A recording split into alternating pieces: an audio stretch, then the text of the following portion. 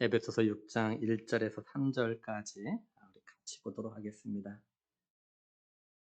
에베소서 6장 1절에서 3절 우리 같이 보겠습니다. 자녀들아 주 안에서 너희 부모에게 순종하라. 이것이 옳으니라. 내 아버지와 어머니를 공경하라. 이것은 약속이 있는 첫 계명이니 이로써 내가 잘 되고 땅에서 장수하리라. 아멘. 예.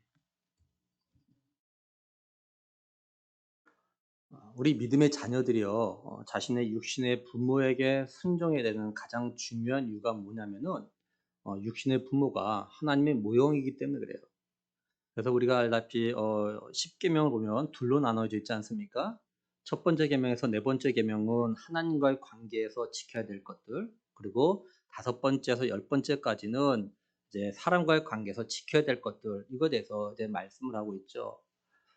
근데 사람과의 관계에서 지켜야 될 그 말씀들 가운데서 첫 번째가 뭐냐면 자녀가 부모에게 순종하라라는 거죠. 출애굽기 20장 12절 말씀 보면요. 내 부모를 공경하라. 그리하면 내 하나님 여호와가 내게 준 땅에서 내 생명이 길리라. 이렇게 말씀을 해요. 사람과의 관계에서 지켜야 될 계명들 가운데서 첫 번째가 부모를 갖다가 공경하면 그러면 내 생명이 길 거라 이렇게 말씀하신 이유는 결국 이제 부모가 하나님의 모형이기 때문에 그런 겁니다. 다시 말해서 자녀가 자기 부모에게 효도하고 순종하는 걸 이걸 보면은 하나님에 대해서 얼마나 이렇게 마음을 다해서 순종하고자 하는 그런 마음이 있는지 갖다가 알 수 있다라는 거예요. 그래서 요한일서 4장 20절 보면요. 누구든지 하나님을 사랑하노라 하고 그 형제를 미워하면 이는 거짓말하는 자니 보는 바 그 형제를 사랑하지 아니하는 자는 보지 못하는 바 하나님을 사랑할 수 없느니라 이렇게 말씀을 해요. 눈에 보이는 형제를 갖다가 사랑하지 않으면서 눈에 보이지 않는 하나님을 사랑한다라고 말하는 건 이건 거짓말이라는 거죠. 마찬가지로 자신을 낳아준 눈에 보이는 부모님께 순종하지 못하면서 눈에 보이지 아니하는 영적 하나님의 말씀에 순종한다는 것은 이건 거짓말이라는 겁니다. 그러니까 자녀들이 자기 부모에게 순종하고 효도하는 걸 보면은 하나님께 그것이 순종하는 거고 효도하는 거라는 거예요. 그래서 하나님께서 자기 부모에게 순종한 자에게 복을 주시겠다 이렇게 약속을 하고 계신 거예요. 그리고 오늘 말씀은 우리가 너무나도 잘 알고 있는 그런 말씀이죠. 그리고 어버이 줄이면 많이 설교되어지는 그런 말씀입니다. 이렇게 많이 설교되어지고 있고 많이 듣고 있고 많이 알고 있지만 의외로 또 가장 실천이 잘 안 되고 있는 것들이 아마 오늘 말씀에 이런 이야기일 겁니다. 다시 말해서 부모에게 순종하는 것이 또한 잘 안 되는 그런 부분이죠. 우리가 많이 아는 것과 또한 실천하는 것은 다르니까요. 그래서 오늘 말씀을 통해서 우리가 어버이 줄로 예배하면서 믿음의 자녀로서 자신의 부모에게 어떻게 해야 되는지, 또한 우리 부모들은 내 자녀가 어떤 자녀가 되도록 기도해야 되는지 다시 한번 말씀을 통해서 마음에 새기면서 또 생각하는 그런 시간이 되길 원합니다. 오늘 말씀 1절을 보면은 자녀들아 주 안에서 너희 부모에게 순종하라 이것이 옳으니라 이렇게 말씀을 해요. 그러니까 자녀들이 주 안에서 그죠? 주 안에서 자기 부모에게 순종하라 이렇게 명령합니다.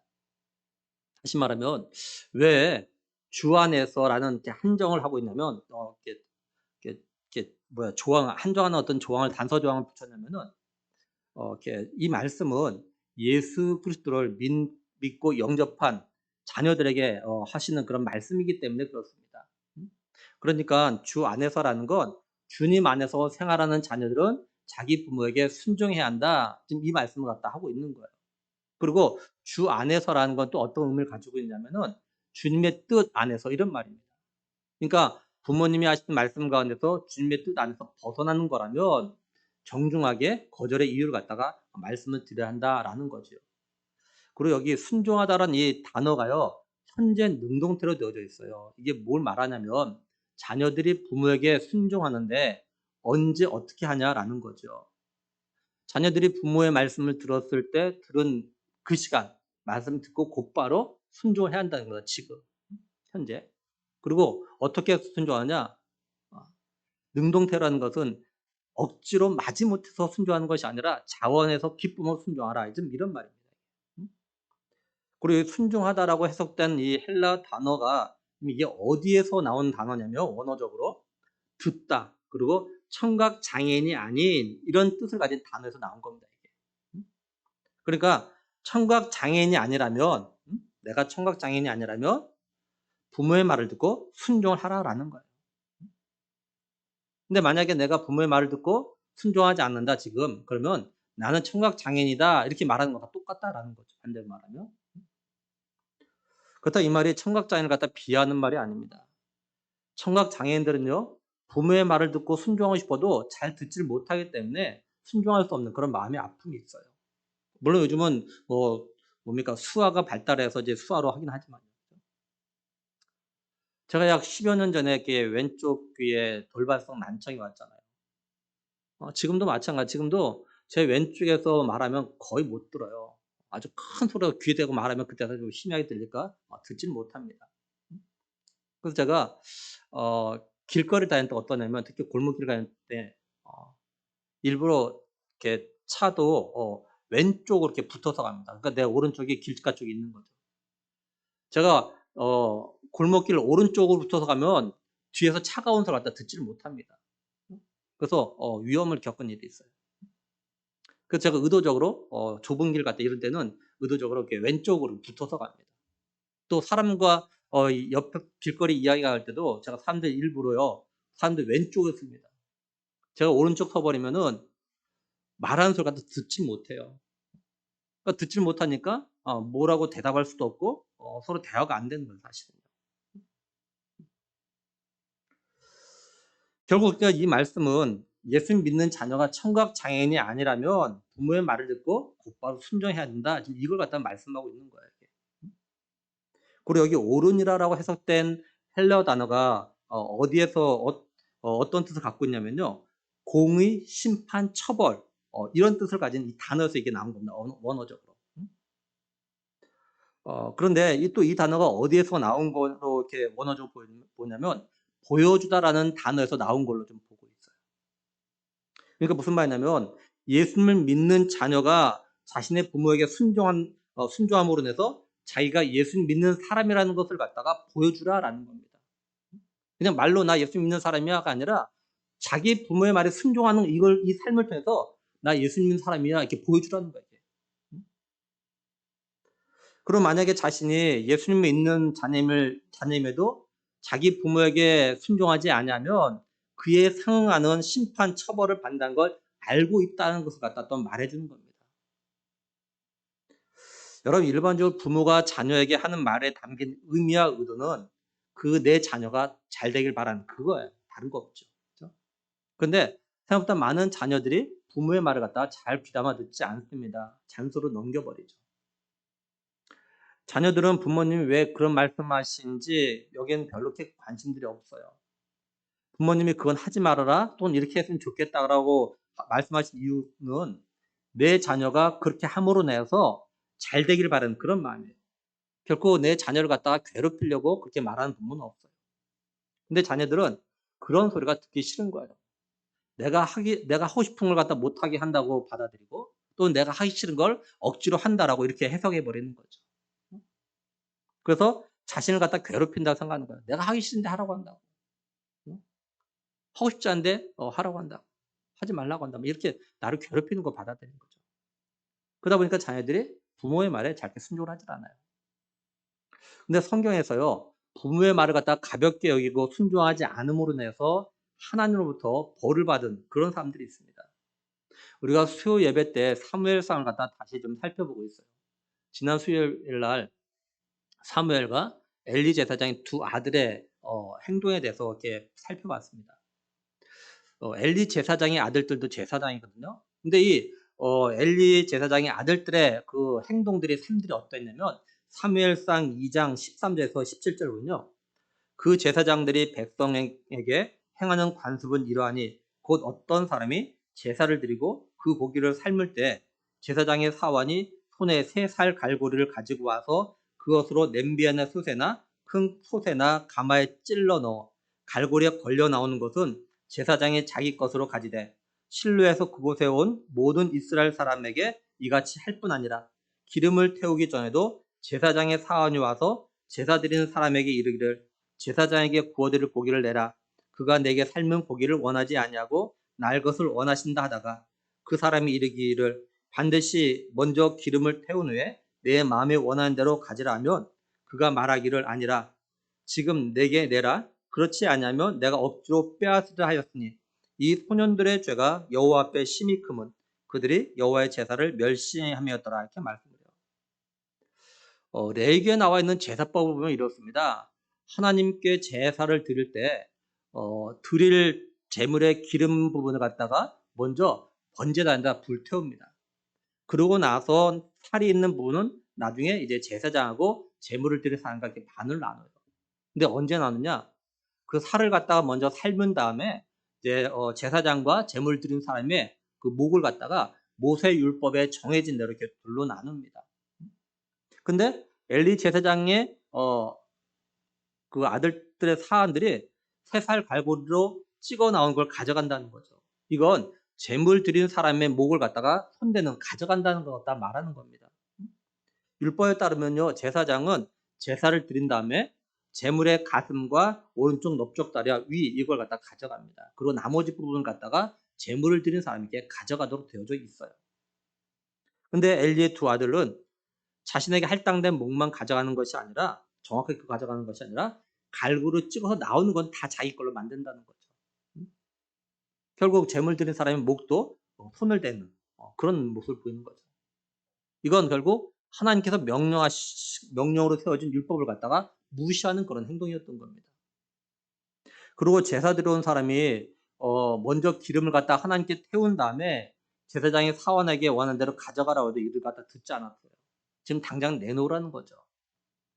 제사 드린 사람이 오히려 하나님께 제물 드리는 원칙을 갖다 설명해도 제사장은 강제로 빼앗고 자기 욕심을 갖다 먼저 채웠다는 겁니다. 엘리 제사장의 아들들이 이런 행동을 보였는데 이것이 여호와의 제사를 갖다가 멸시하는 아주 심히 큰 죄라고 말씀을 해요.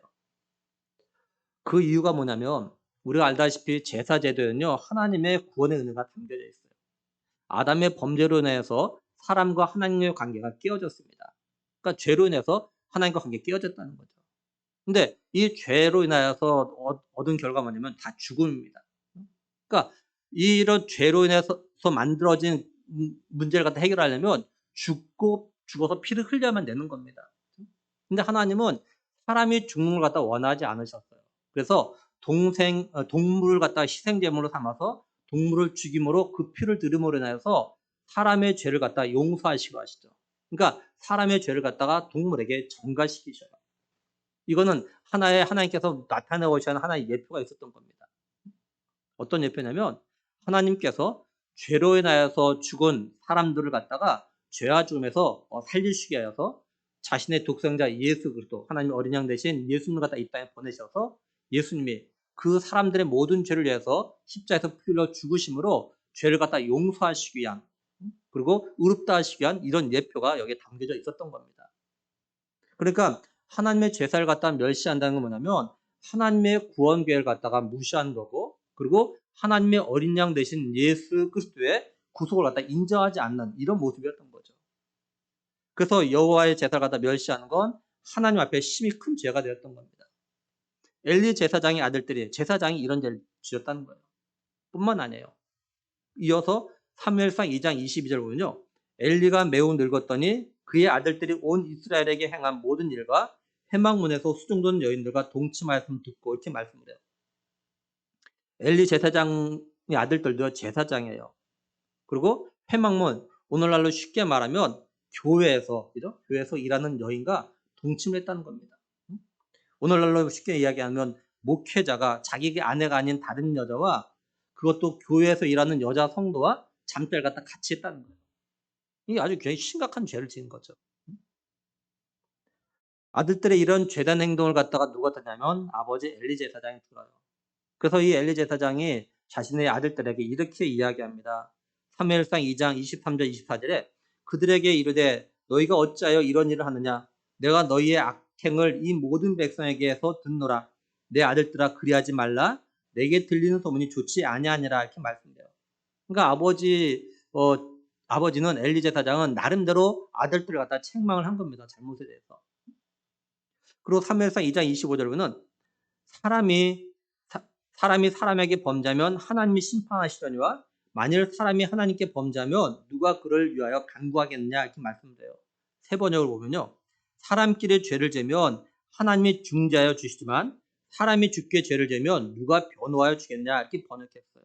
그러니까 사람들끼리 잘못해서 문제 생기면 하나님께서 그 문제를 갖다 어떻게 좀 해결해 주시는데 사람이 하나님께 죄를 지면 그걸 갖다가 어떻게 해결해 줄 사람이 없다라는 거예요. 다시 말해서 엘리 제사장 아들들이 이렇게 이야기하는 거예요. 사람들의 잘못한 거는 하나님께 해결해 주신데 너희가 하나님께 그렇게 계속 죄를 지면 내가 아버지고 내가 대제사장이지만 내가 이 문제를 어떻게 해결해 줄 수가 없다. 지금 이렇게 이야기하는 거예요. 에스겔 18장 20절 보면요. 범죄하는 그 영혼은 죽을지라 아들은 아버지의 죄를 담당하지 아니할 것이요 아버지는 아들의 죄악을 담당하지 아니하리니 의인의 공의도 자기에게로 돌아가고 악인의 악도 자기에게로 돌아가리라 이렇게 말씀해요. 그러니까 하나님께 범죄하면요. 그 어느 누구도 그 문제를 갖다가 해결할 수도 없어요. 그리고 해결해 줄 수도 없어요. 자기가 지은 죄는요. 자기가 다 감당해야 되는 겁니다. 그러니까 아버지가 아들들에게 이렇게 말해도 엘리 제사장의 아들들은요. 아버지의 말을 갖다 귀담아 듣지 않았습니다. 그 이유에 대해서 사무엘상 2장 25절 마지막에 이는 여호와께서 그들을 죽이기로 뜻하셨음이더라 이렇게 말씀해요. 그리고 이 25절 말씀 갖다 메시지 이렇게 번역해놨어요. 하지만 이미 불순종인 몸에 밴 아들들은 아버지의 말을 조금도 귀담아 듣지 않았다. 하나님께서는 더는 참지 못하시고 그들을 죽이기로 결정하셨다. 이렇게 번역했어요. 그러니까 엘리의 아들들은요. 아버지가 하는 말을 갖다가 좀 귀담아 듣지를 않았습니다. 아버지가 나한테 들리는 소문이 이렇게 안 좋은데 너 그러면 안 된다 이렇게 말해도 그걸 따 좀 귀담아 듣지 않았다는 거예요. 그 이유가 뭐냐? 엘리의 아들들은요. 불순종이 몸에 배어있기 때문에라고 말해요. 불순종이 몸에 배었어요. 다시 말해서 엘리 제사장의 아들들은요. 아버지가 하는 말을 갖다 안 듣는 것이 하나의 습관입니다. 습관적으로 안 듣는 거예요.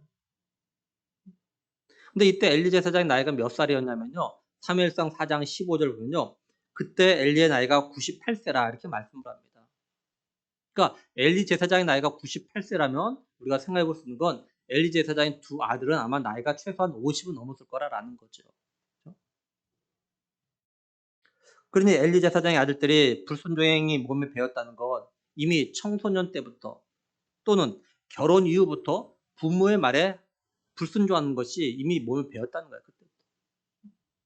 그러니까 하루아침 어느 날 한두 번만 불순종한 것이 아니라 이미 오래전부터 불순종하는 게 습관되어 있었던 거예요. 그러니까 부모가 아무리 뭐라고 해도 안 듣는 거야 그냥. 성경의 역사를 보면요. 지금 이 시대가 어떤 시대냐면 사사시대입니다. 사사시대. 사사시대의 가장 큰 특징이 뭐냐면 왕이 없어서 자기 소견에 옳은 대로 하는 그런 시대입니다. 사사기 17장 6절 보면요. 그때는 이스라엘에 왕이 없으므로 사람마다 자기 소견에 옳은 대로 행하였더라 이렇게 말씀을 하죠.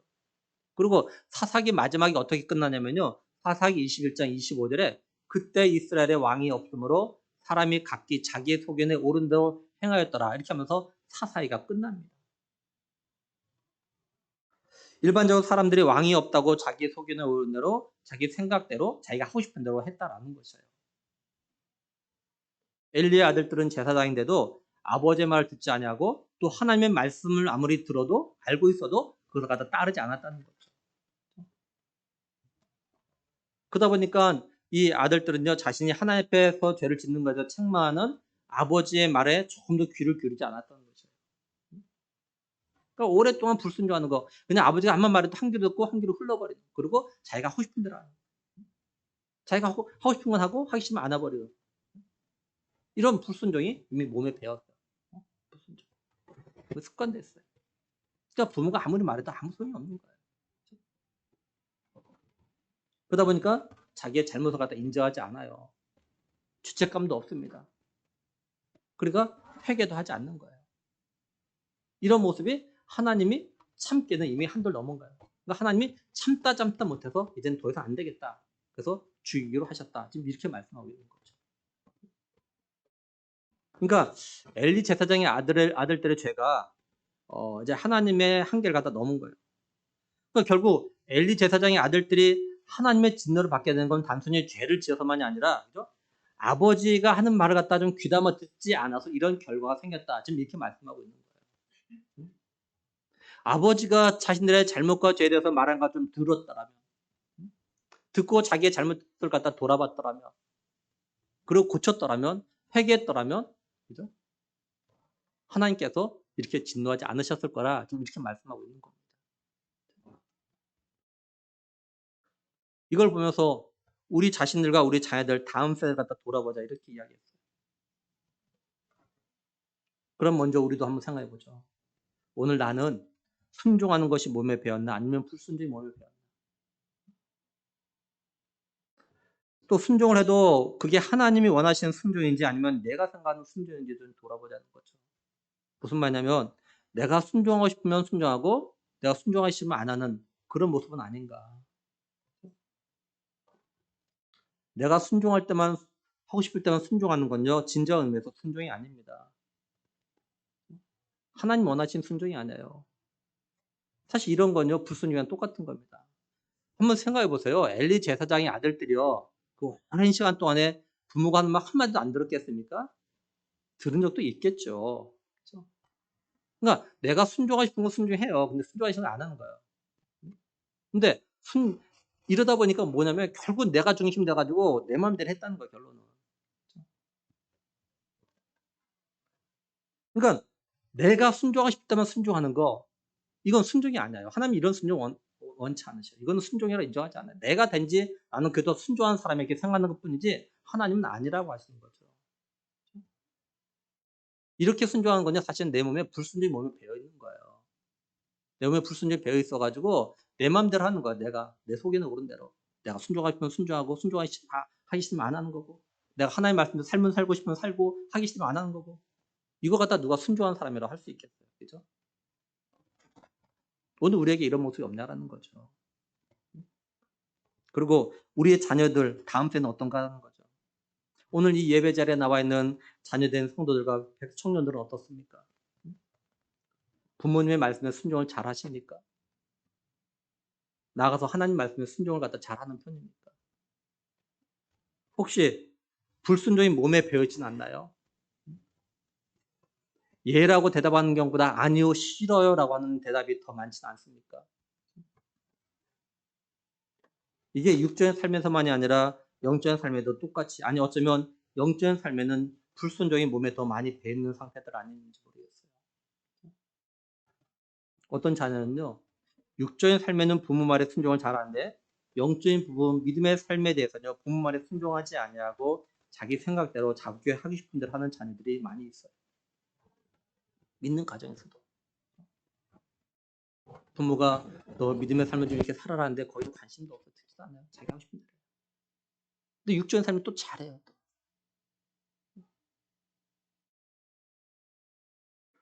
진정으로 그리스도 안에 있는 자녀들은요. 부모가 하나님 말씀에 대해 말씀을 근거해서 말하면 순종을 해야 돼요.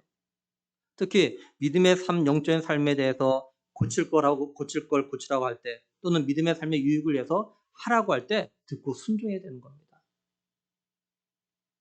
자녀들이 이렇게 부모의 말에 순종할 때 하나님께서 어떻게 하신다고 하시냐면 오늘 말씀 2절, 3절 보면 내 아버지와 어머니를 공경하라. 이것은 약속이 있는 첫 계명이니 이로써 내가 잘되고 땅에서 장수하리라 이렇게 말씀을 해요.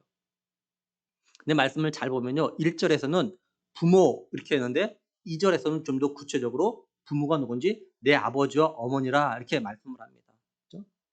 그리고 부모라고 해석된 헬라어 단어가 어디에서 나온 거냐면요. 발생하다, 생겨나다 여기에서 나온 겁니다. 이게 부모가. 부모라는 헬라어 단어가요. 발생하다, 생겨나다 이 단어에서 나온 것이 부모예요. 이게 뭔 말이냐면 부모란 어떤 존재냐? 부모란 어떤 존재냐? 바로 나로 하여금 생겨나게 하신 분이다 이런 말입니다. 다시 말해서 부모가 없었다면 내가 이 땅에 태어날 수가 없었다. 지금 이렇게 말씀하고 있는 거예요. 부모가 어떤 존재냐? 너로 하여금 이 땅에 태어나게 하신 분이다. 근데 그 부모가 누구냐? 바로 너의 아버지와 너의 어머니다. 이렇게 말씀하는 거예요. 그러니 예수를 믿는 자녀는 자신을 태어나게 하신 아버지와 어머니에게 순종해야 된다는 겁니다. 근데 자녀가 부모에게 순종하려면요, 기본적으로 마음에 가지고 있어야 되는 것이 있는데 그게 뭐냐면요, 공경입니다. 공경. 공경. 공경하는 마음이 있어야 돼요. 여기 공경이라는 단어가 어느 단어, 헬라어로 어떤 단어에서 나오냐면요, 값비싼이라는 단어에서 나온 것이 공경입니다. 그래가지고 이 공경이 가지고 있는 뜻이 뭐냐면요, 높이 평가하다, 존경하다, 경외하다 이런 뜻이에요. 부모를 갖다 경외해야 돼, 경외. 아주 높이 평가해야 돼. 그러니까 예수님 믿는 자녀들은요, 자기 아버지와 어머니를 갖다 싸구려 취급하면 안 돼요. 가볍게 생각하지 말라는 거죠. 아버지와 어머니를 갖다 아주 비싸게 여기라는 겁니다. 이런 마음을 가지고 있어야 아버지와 어머니 말씀에 순종할 수 있다는 거예요. 쉬운 예로 오늘날 보면은 거의 모든 사람들이, 우리나라 모든 사람들이 어린 아이들부터 스마트폰을 갖다 다 가지고 있어요. 스마트폰 이 기기 가격이 뭐 싼 거는 뭐 2-30만 원대부터 해가지고 비싼 거가 얼마인가 제가 어저께 설교 준비하면서 검색해 보니까 200만 원짜리가 있다. 200만 원짜리. 이 30만 원짜리 하는 스마트폰 기기와 200만 원짜리 하는 스마트폰 기기, 어떤 걸 갖다 더 귀하게 여깁니까? 그렇죠? 아마 대다수가 200만 원짜리 스마트폰일 겁니다. 같은 스마트폰이에요. 근데 가격이 달라. 그러니까 비싼 걸 갖다 아주 귀하게 여기죠. 함부로 하지 않죠. 그렇죠?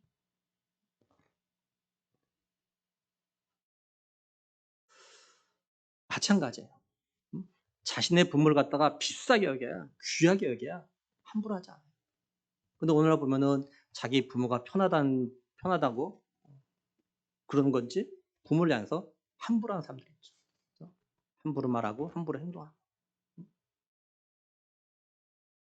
자기 부모를 갖다 아주 싸구려 취급해버려요. 함부로 막 마음대로 돼도 되는 그런 존재를 생각해요. 그러니까 왜 그러냐? 부모를 갖다 마음에 공경할 마음이 없는 거예요, 사실은요. 부모를 존경하지 않기 때문에 아주 싸구려 취급하니까 내 마음대로 된다고 이렇게 생각하는 거죠.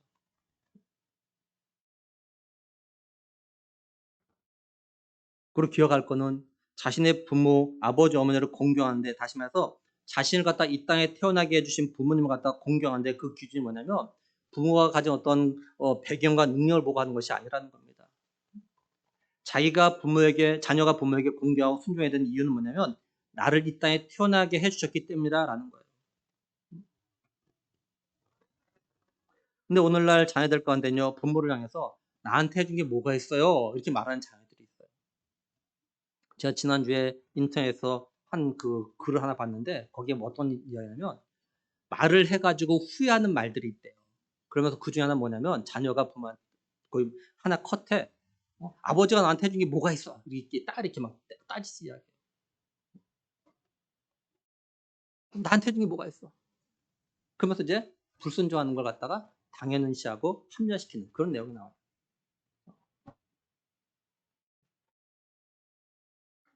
근데 성경은요, 자녀가 자기 부모에게 공경하고 순종해야 되는 이유가 뭐냐? 다른 거 아니에요. 나를 이 땅에 태어나게 해주셨기 때문에 이것만 가지고 공경하라, 순종하라 이렇게 말씀하고 있다는 거죠. 부모가 이런 존재이기에 자녀가 자기 아버지와 어머니를 갖다 공경한 마음으로 순종하면 잘 되고 오래 살게 될 거라 지금 이렇게 말씀하고 있는 겁니다. 성경에서요, 자신의 부모를 공경하는 마음으로 부모의 말에 순종함으로 인해서 하나님부터 복을 받은 그런 자손이 있죠. 그죠? 예레미야 35장에 보면 하나님께서 예레미야를 통해서 레갑 사람들에게 말씀을 하셔요. 뭐라고 하시냐면 예레미야 35장 2절에요. 너는 레갑 사람의 집에 가서 그들에게 말하고 그들을 여호와의 집 한 방으로 데려다가 포도주를 마시게 하라 하시니 이렇게 말씀을 해요. 그래서 예레미야가 하나님 말씀에 따라서 레갑 사람들에게 이야기합니다. 예레미야 35장 5절에 내가 레갑 사람들의 후손들 앞에 포도주가 가득한 종지와 술잔을 놓고 마시라 권하매. 근데 여기에 대해서 레갑 사람들이 나타난 반응이 뭐냐? 예레미야 35장 6절에서 10절 보면 그들이 이르되 우리는 포도주를 마시지 아니하겠노라. 레갑의 아들 우리 선조 요나답이 우리에게 명령하여 이르시기를 너희와 너희 자손은 영원히 포도주를 마시지 말며 너희가 집도 짓지 말며 파종도 하지 말며 포도원을 소유하지도 말고 너희는 평생 동안 장막에 살아라. 그리하면 너희가 머물러 사는 땅에서 너희 생명의 길이라 하였으므로 우리 레갑의 아들 우리 선조 요나답이 우리에게 명령한 모든 말을 순종하여 우리와 우리 아내와 자녀가 평생 동안 포도주를 마시지 아니하며 살 집도 짓지 아니하며 포도원이나 밭이나 종자도 가지지 아니하고 장막에 살면서 우리 선조 요나답이 우리에게 명령한 대로 다 지켜 행하였노라. 그러면서 자신들은 포도주를 마실 수 없다. 이렇게 이야기하는 거죠. 이 레갑 사람들은요, 겐족 속으로 이방인입니다. 모세의 장인이 이 겐족 속입니다. 이 겐족 속은 이스라엘 백성들을 광야에서부터 가나안 올 때까지 같이 동행해서 가나안에 정착하고 같이 하나님 갖다 섬기는 그런 사람들입니다. 레갑 사람들의 선조 요나답이 자신의 자손들에게 요구한 내용을 잘 보세요. 그렇죠? 포도주를 절대 마시지 말고 집을 짓거나 정착 생활을 하지 말고 불편하지만 장막 생활하고 농사 대신에 힘들지만 유목 생활하라 이렇게 말해요. 그것도 평생 동안에. 요나답이 자신의 자손들에게 이런 삶을 살라고 했던 건요.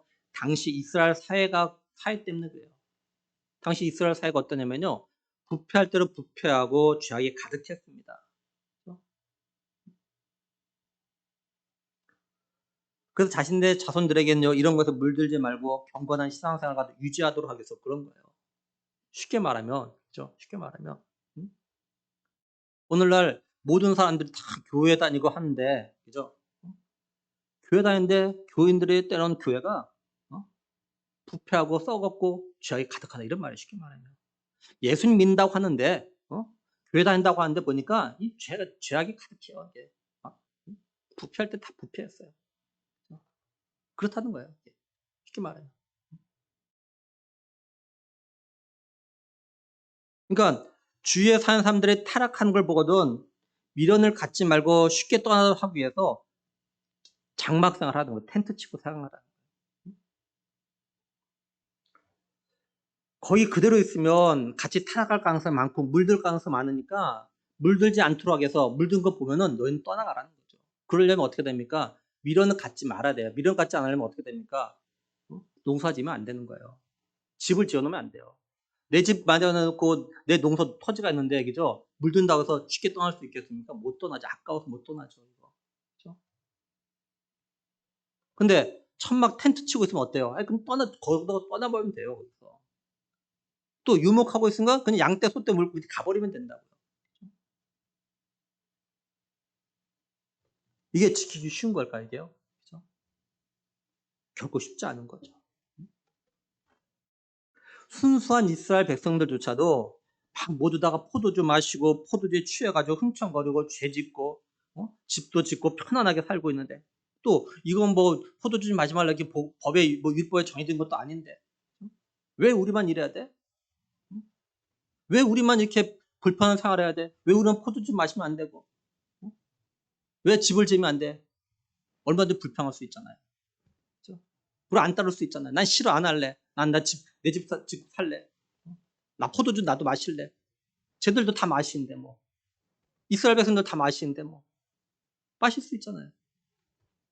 근데 이 레갑 사람들은 하지 않았다는 거예요. 오늘날로 말하면요 마찬가지죠. 교회 누구도 어느 직분자도 이것도 하고 저것도 하고 먹고 마시고 다 하는데 또 성경에서 하지 말라고 금하지도 않는데 왜 하지 말라고 하냐고.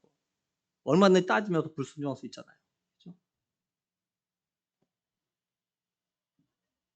하나님께서 레갑 사람들의 이런 모습에 대해서 뭐라고 하시냐. 예레미야 35장 18절 19절 보면 예레미야가 레갑 사람의 가문에게 이르되 만군의 여호와 이스라엘의 하나님께서 이와 같이 말씀하시기를 너희가 너희 선조 요나답의 명령을 순종하여 그 모든 규율을 지키며 그가 너에게 명령한 것을 행하였도다.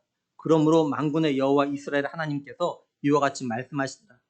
레갑의 아들 요나답에게서 내 앞에 설 사람이 영원히 끊어지지 아니하려 하시니라. 하나님께서는요, 유다 백성들은 하나님 말씀에 순종하지 않는데 내 백성들은 내 말에 지긋지긋하게 말 안 듣고 그런데 저 레갑 사람들은 자신의 조상들이 한 그 말도 저렇게 철저히 지키고 있다는 거예요. 그렇죠? 그래서 하나님께서는 이 모습 보고 이들을 축복하신 겁니다. 한마디로 뭐냐? 하나님은요, 자신들의 조상의 말에 순종하는 이 내가 사람들을 보고 참 부러우신 거예요.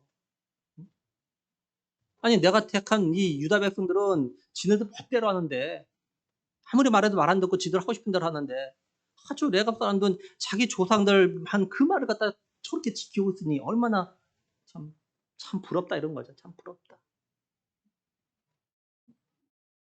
이런 말 당연히 정말 부럽다 너희들이. 또 한편은 하나님께서 이들의 이런 삶을 보시고 기뻐하셨던 거죠. 오늘 어버이 줄로 예배 드리는 우리 모두가 꼭 기억할 것이 있습니다. 오늘 이 말씀은요, 예수님 믿는다고 하는 자녀들에게 하시는 말씀이라는 것이에요. 세상 사람들에게 하는 말씀이 아니라요, 예수님을 믿고 있다고 해서 나는 예수님 믿어 라고 말하고 있는 이런 사람들에게 하신 이 말씀이라는 겁니다. 이게 지금. 그러니까 자신이 진실로 예수님을 믿는 자녀라면 예수님을 안 믿는 사람들 갖다 따라하면 안 된다는 거예요. 예수님을 안 믿는 자신의 친구들이 또는 세상 사람들이 자신의 부모가 가진 어떤 재능이나 재력이나 능력, 어떤 명성 때문에 부모에게 순종하고 뭐 공경한 거 있다면 이런 걸 따라하지 말라는 거죠. 사실 오늘날 많은 자녀들 가운데 보면은 부모가 가진 걸 갖다 나중에 물려받게 해서 부모에게 잘하고 하려는 사람들이 생각보다 많이 있잖아요. 그러니까 정말 부모를 존경하는 마음에서 하는 것이 아니라 그것 때문에 자녀 부모에게 뭐 유산이나 이런 물려받으려고 잘한 경우도 있다고. 근데 예수님 믿는 자녀도 그렇게 하지 말라는 거죠. 예수님 믿는 자녀 그러면 안 된다는 거예요. 예수님 믿는 자녀는 그냥 나로 하여금 이 땅에 태어나게 하셨 그것만 보고 그것만 가지고도 부모에게 순종하라 이렇게 말씀하고 계신 겁니다. 그럴 때 하나님께서 약속하신 복, 다시 말해서 이 땅에서 잘 되는, 이 잘 되다라는 헬라 단어가 가진 뜻이 뭐냐면 성공하다 이런 뜻입니다. 성공하다. 오늘날 많은 사람들 얼마나 성공하고 싶어 합니까? 그렇죠? 근데 성공이 쉽습니까? 어렵잖아요. 성공하는 게 정말 어렵잖아요. 그렇죠? 하나님의 말씀대로 이렇게 자기 부모에게 순종하는 게 쉬운 게 아니에요. 정말 어렵습니다. 그래서 하나님께서 약속하신 이것이 그거예요. 그렇죠? 정말로 너희들이 그렇게만 너희 부모에게 한다면 내가 약속해 줄게. 내가 약속할게. 너 이 땅에 성공할 거야. 너 이 땅에서 아주 건강히 오래 살 거야. 내가 그렇게 해줄게. 내가 약속하면. 이렇게 이 말씀 얘기했죠. 내가 약속해 줄게. 이걸 반대로 이야기하면 자기 부모에게 순종하지 않냐고 자기 부모에 공경하지 않는 자녀는 이 땅에서 성공할 걸 기대하지 말아라라는 거예요. 하나님 앞에 그 성공을 기대하지 말라는 거예요. 어쩌면 이것이 우리 부모에게도 하는 말씀일지 몰라요. 내 자녀가 부모 말에 순종하지 않는데 내 자녀가 잘 되게 해달라? 그렇게 기도하지 말라. 이런 말씀일지 모르겠어. 어쩌면. 내 자녀가 잘 되길 바란다면 먼저 내 자녀가 부모 말에 순종할 수 있는 사람 되게 해달라. 이렇게 기도해야 되는 거죠. 순종하게 되는 거죠.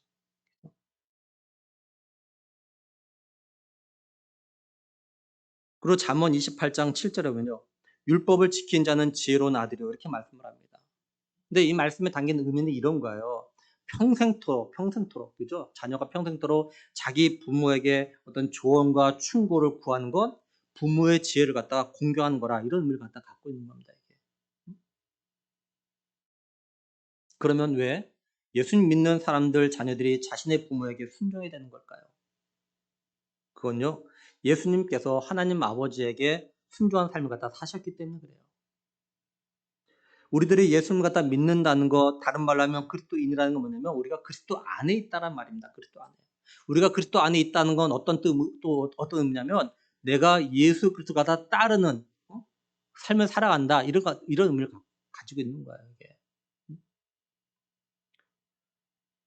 근데 예수님은 어떤 삶을 사셨냐? 빌립보서 2장 8절에는 사람의 모양으로 나타나사 자기를 낮추시고 죽기까지 복종하셨으니 그 십자가에 죽으심이라 이렇게 말씀해요.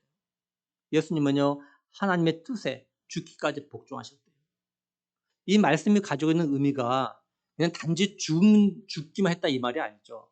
죽기까지 복종하셨다는 건 뭡니까? 다른 것도 당연히 복종하셨다는 거죠. 다른 거 당연히 순종하셨다는 거죠. 모든 거 다 순종하시면서 죽는 것까지도 순종하셨다는 거 아버지 뜻에. 그러니까 얼마나 예수님께서 하나님 아버지 말씀에 순종의 삶을 사셨는지 잘 알 수 있는 거죠. 그래서 히브리서 11장 2절에요. 믿음의 주요 또 온전하게 하신 이인 예수를 바라보자 이렇게 말씀을 해요. 공동번역 개정판을 보면 그리고 우리의 믿음의 근원이시며 완성자이신 예수만을 바라봅시다. 이렇게 되어 있어요. 예수만을 바라봅시다. 예수를 믿는 성도들, 자녀들은요, 다른 사람이 어떻게 하는 것도 볼 수 있겠지만, 먼저, 오직 예수님만을 바라보면서, 그죠? 하나님 아버지의 말씀에 항상 예라고 순종하고, 자신의 부모의 말에도 예라고 순종하려는 노력을 해야 한다는 거죠. 솔직하게 우리가 사람들을 바라보면, 때로는 우리 부모님을 바라보면, 예라고 순종할 수 없는 그런 때가 많이 있잖아요. 왜냐하면 우리 부모도 그죠? 사람이고 불완전하고 실수하고 죄를 짓고 잘못하는 그런 사람들 있잖아요. 사실 우리도 똑같잖아요. 우리 부모라고 하지만 우리가 뭐 완전합니까? 우리도 똑같이 죄 짓잖아요. 똑같이 실수하잖아요. 똑같이 잘못하잖아요. 그렇죠?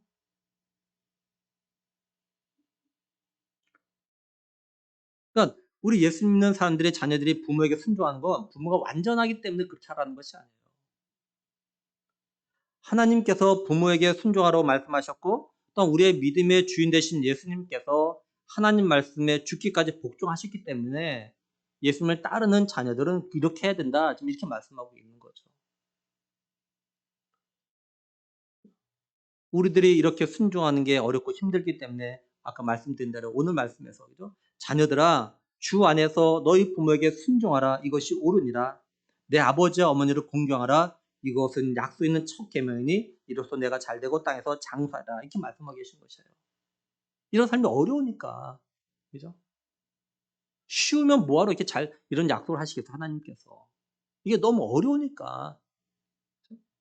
정말 자신의 부모를 갖다가 공경하고 순종하는 거, 이런 삶을 사는 게 정말 너무나 어려우니까, 너무 힘드니까 이런 약속하는 거예요. 내가 이렇게 약속해 줄 테니까 너희 부모에게 순종해라, 공경해라. 이렇게 말씀하고 계신 거라고요. 그러니까 하나님은요, 예수님 믿는 사람들, 예수님 믿는 자녀들이 하나님 주신 이런 복을 갖다 다 받기를 원하시는 거예요. 그래서 순종하라고 하시는 거예요. 그러므로 바라기는 예수를 믿는 우리 모든 성도들 또한 우리 청년들은 연약하고 실수 많고 부족한 부모님을 바라보고 부모님에게 순종하는 것이 아니라 우리의 믿음의 주인 되신 예수님만을 바라보고 예수님을 본받아서 나를 낳아주신 부모님에게 순종하는 그런 자녀들 되길 정말 간절히 바랍니다. 그래서 하나님께서 약속하신 잘되고 성공하는 복 그리고 건강히 오래 사는 그런 복을 갖다 누릴 수 있기를 우리 하나님 아버지의 뜻에 죽기까지 복종하신 우리의 구원자 되신 예수 그리스도의 이름으로 간절히 축원합니다. 기도하시겠습니다. 하나님 아버지, 오늘 어버이 줄로 예배하면서 우리가 부모님께 어떻게 순종하고 어떻게 공경해야 되는지 또 왜 그렇게 해야 되는지 같이 말씀을 통해서 나누어 봤습니다. 하나님, 사실 우리가 부모고 또한 우리의 부모님들이 완벽하진 않습니다.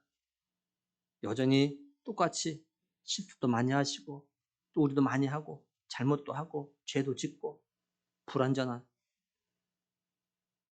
근데 그런 것 보고 우리가 부모에게 순종하는 것이 아니라 우리의 믿음의 주인 되시며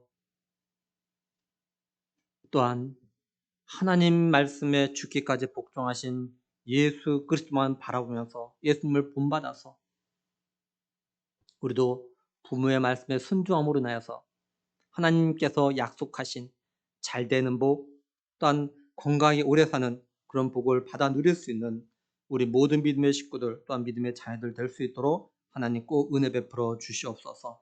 하나님 아버지, 그래서 우리 믿음의 자녀들의 그 삶을 통해서 하나님이 어떤 분이신지 그리고 예수 그리스도가 누구신지 드러낼 수 있는 우리 모두가 되길 간절히 원하옵고 우리 주 예수 그리스도의 이름으로 기도드리옵나이다. 아멘. 찬송가 450